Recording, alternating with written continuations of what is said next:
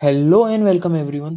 तो कैसे हैं आप लोग? उम्मीद करता हूँ सही होंगे। तो चलिए मैं स्टार्ट करता हूँ। आज हमारा वो मैंने जो बोला था, बस हमें कुछ टर्म्स लेनी है, कुछ डेफिनेशंस लेनी है, तो वो आज लेके ख़त्म करते हैं।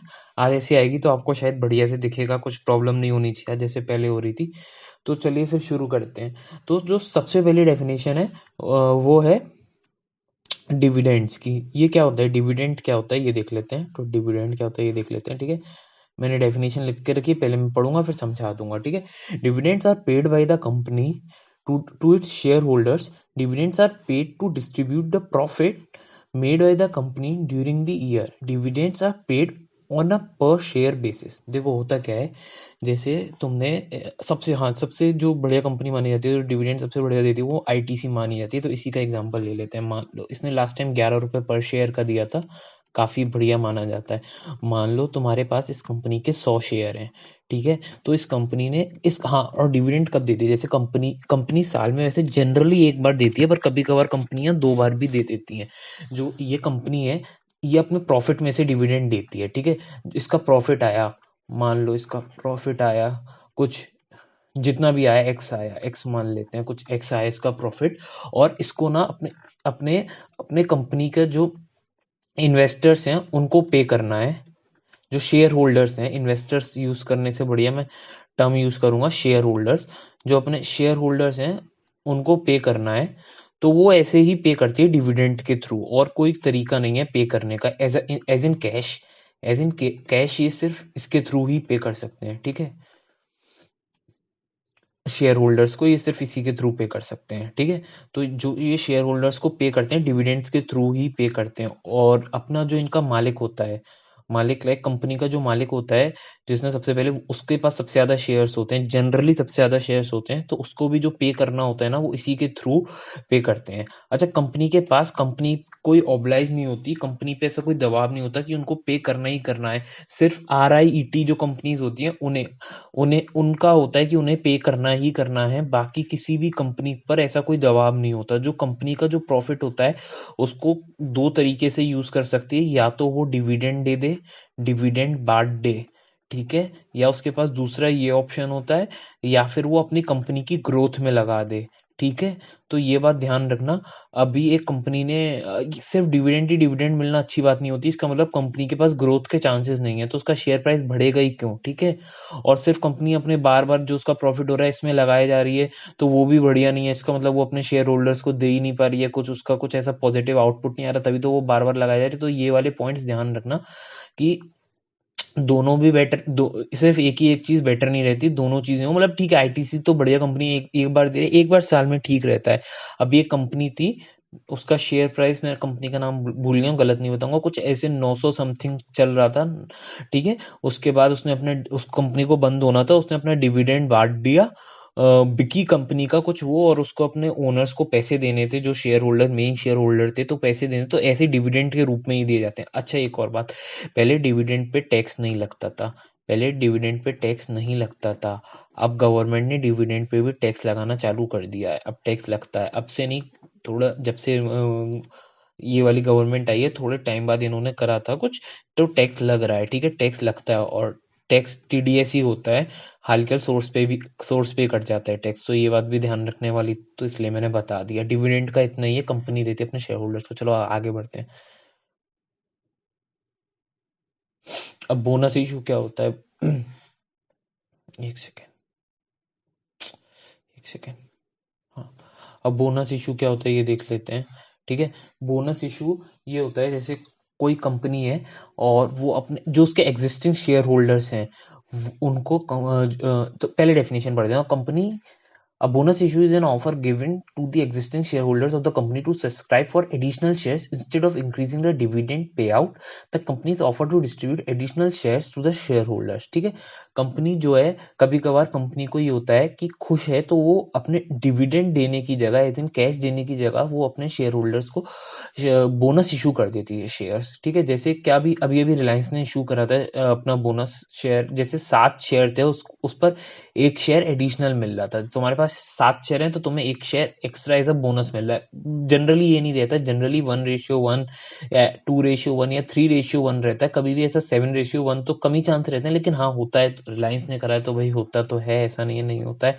तो ये रहता है कि तुम्हारे पास अगर 1 शेयर है, तुम्हें 1 शेयर एक और बोनस दे रही है कंपनी, 2 है, 1 दे रही है, 3 है, 1 दे रही है शेयर कंपनी बोनस।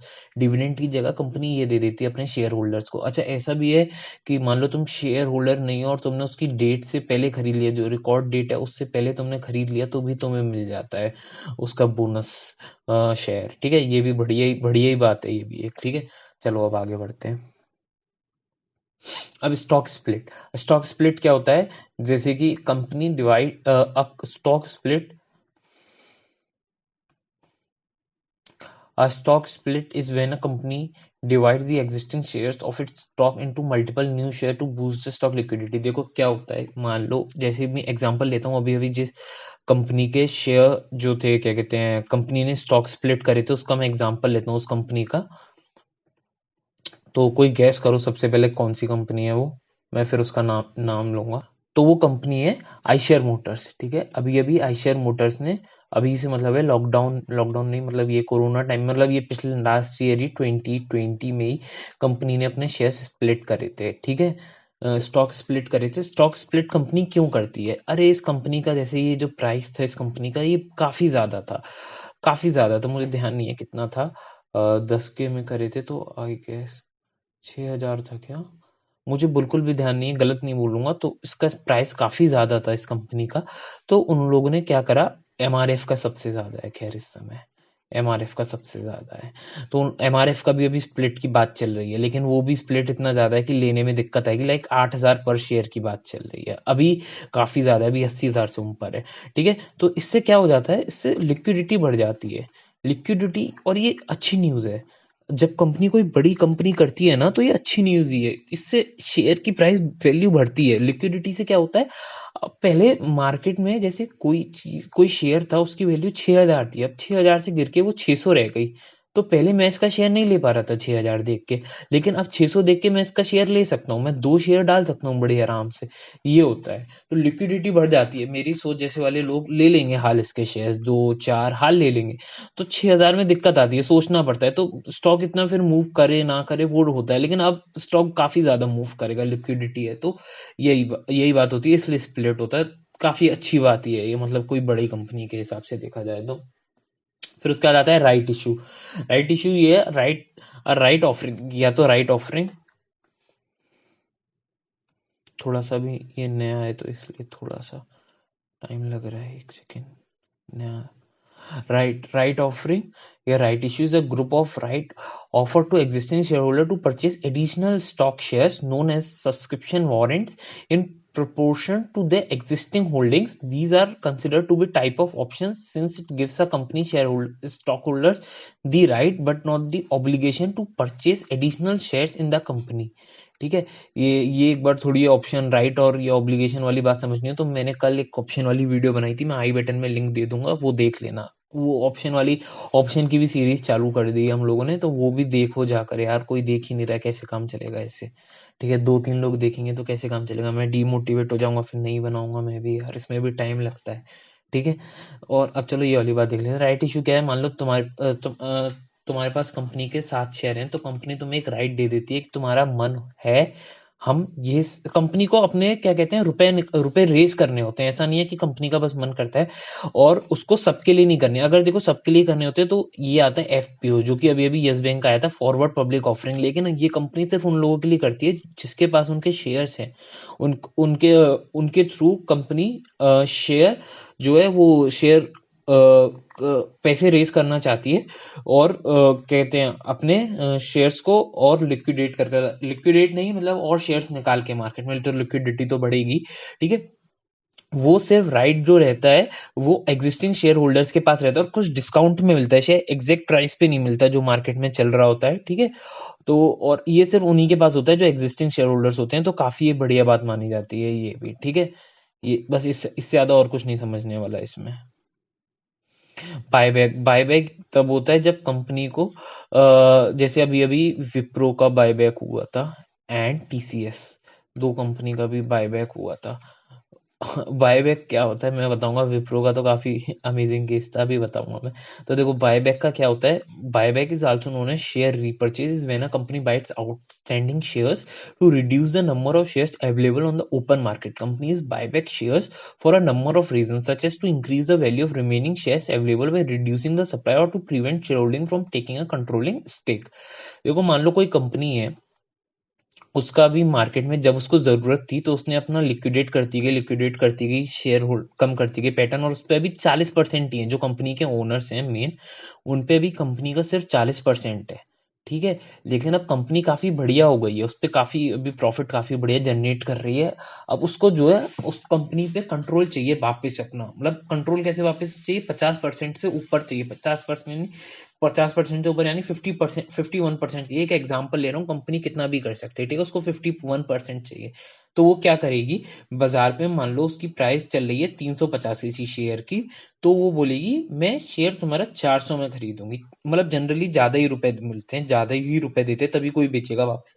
और लोग अपनी बेट लगाते हैं, सबको तो नहीं मिलता, काफी कम लोगों को मिल पाता है, लेकिन जनरली लोग लगाते भी कम है। सोचो कंपनी अपने शेयर बायबैक क्यों करेगी, उसके ग्रोथ देखो। अगर कंपनी की एक यहाँ पे ये जो बात लिखी लिखी हुई है, जैसे कि किसी कंपनी के पहले मार्केट में थे 100 शेयर, ठीक है, अब उसके 50 शेयर रह जाएंगे। पहले उसकी सप्लाई डिमांड इसमें भी पूरी नहीं हो पा रही थी, अब जब 50 रह जाएंगे तो डिमांड कितनी बढ़ती जाएगी, कितनी बढ़ती जाएगी डिमांड, तो जो है इसकी प्राइस बढ़ती और जाएगी। तो बढ़ती है तो जनरली लोग कम ही लगाते हैं, लेकिन फिर भी लोग लगा लेते हैं कि हाँ मुझे ज्यादा रुपए मिल रहे हैं, जल्दी मिल जाएंगे, काम खत्म होगा।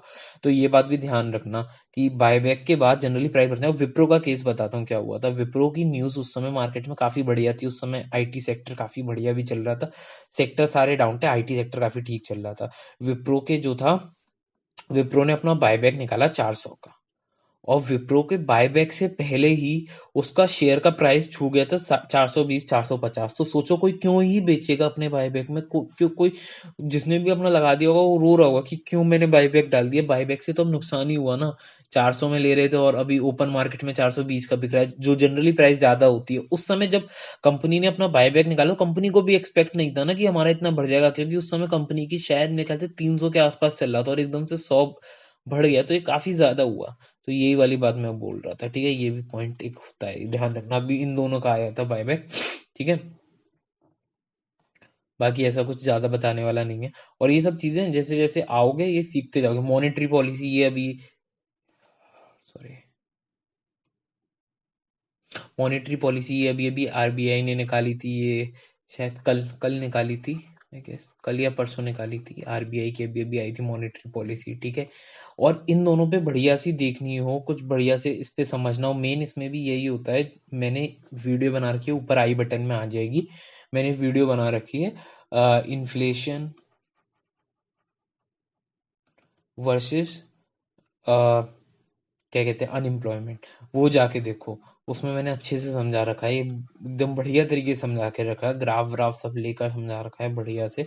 वो जाके देखो तुम, तो समझ जाओगे बढ़िया से। बजट बजट भी अभी अभी आया था 1 फेब को। तो ये सब बाजार के मेजर इवेंट्स होते हैं। मॉनेटरी पॉलिसी में इन्फ्लेशन पे डिस्कस होता है, बजट और कॉर्पोरेशन कॉर्पोरेट अर्निंग अनाउंसमेंट। देखो कॉर्पोरेट अर्निंग अनाउंसमेंट का ऐसा है कि हर 3 महीने में, हर क्वार्टर के बाद कंपनीज ना अपना रिजल्ट निकालते हैं।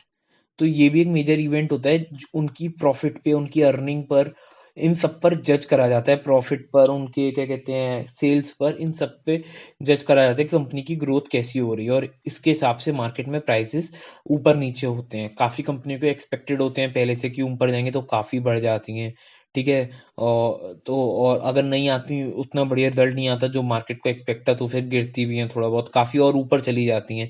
अभी एसबीआई का केस देखा, वो खुली इतनी ज्यादा थी। एक तो वो भी चक्कर था कि मॉनेटरी पॉलिसी आई थी, और दूसरा चक्कर ये भी था उनका रिजल्ट भी आया था, तो दोनों चीजें थी। तो अभी एसबीआई काफी ज्यादा उछली थी। एंड ये मॉनेटरी पॉलिसी के आने के बाद बंधन बैंक गिर गई, बाकी सारी लगभग बैंकें बढ़ी हैं, पर बंधन बैंक गिर गई। उनको कुछ एनपीए की न्यूज एक्सपेक्टेड थी, जो कि ऐसी उनकी फेवर में नहीं आई है, उनके एनपीए काफी बढ़ गए हैं। जिस बैंक के एनपीए सबसे कम थे उसके एकदम से एनपीए बढ़ गए, तो काफी ये बेकार बात थी, उसका शेयर प्राइस दोबारा से गिर गया है, ठीक है। तो बस आज के लिए इतना ही, यही बताना था मुझे, some terms, marketing terms. Thank you. ठीक है, मिलेंगे नेक्स्ट वीडियो में। यार सब्सक्राइब करो यार चैनल को, कोई सब्सक्राइब ही नहीं कर रहा है, मज़ा क्या आएगा फिर मेरे को बनाने में। ठीक है, मैं काफ़ी ज़्यादा इसमें टाइम लगता है बनाने में, इकट्ठा करने में फैक्ट्स वगैरह को। तो सब्सक्राइब करो यार चैनल को, ऐसे कैसे काम चलेगा। ठीक है, तो चलिए फिर मिलते हैं नेक्स्ट वीडियो में। टेक्निकल की भी वीडियो मैं अब से रिकॉर्ड करना चालू कर दी, मैं डाल दूंगा। थोड़ा सा टाइम लग रहा है पर मैं डाल दूंगा, कोई टेंशन की बात नहीं है, मैं डाल दूंगा। पर यार देखो तो सही यार वीडियो को। चलिए, थैंक यू, बाय।